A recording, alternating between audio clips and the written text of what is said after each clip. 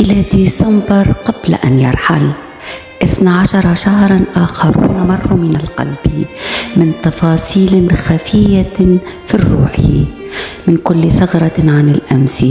تعلمنا بوهن كهل بلغ من العمر أرسله، وبراءة ساع في خطوة الحياة الأولى.